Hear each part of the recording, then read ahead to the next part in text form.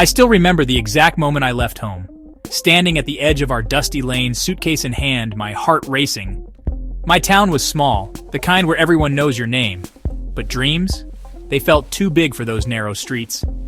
At 22, with a commerce degree in my hands and not a single job offer, I knew staying wouldn't help.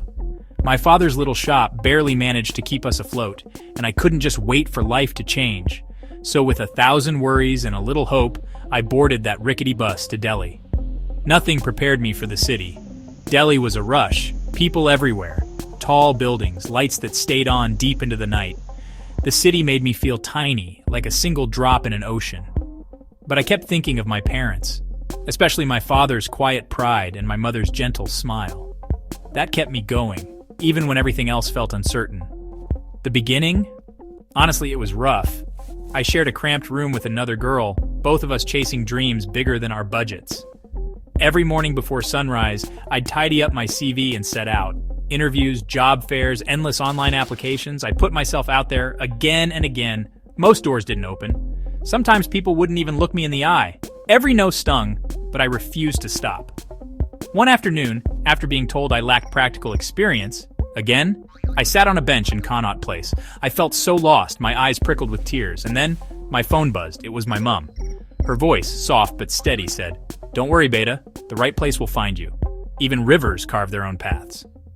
That was my turning point. I couldn't let rejections write my story, so I took a part-time internship. The pay was laughable, but the lessons? Invaluable. I worked hard, handling data, preparing reports, learning the ropes. At night, I'd stay up late reading about new accounting software and attending free workshops online. My roommate called me a workaholic, but I just smiled. This was more than a job hunt. It was me building my future, one late night at a time. 3 months later, everything changed. My internship turned into a job offer, junior analyst.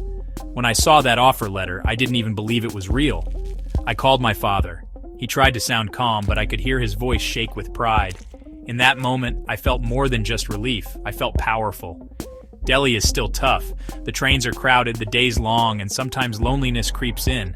But every weekend I stand by my window looking at the city lights, and I remember that scared girl who stepped off the bus with only hope in her pocket. If you're watching this, wondering if you should take that leap too, remember? Every journey starts with a little fear and a lot of courage.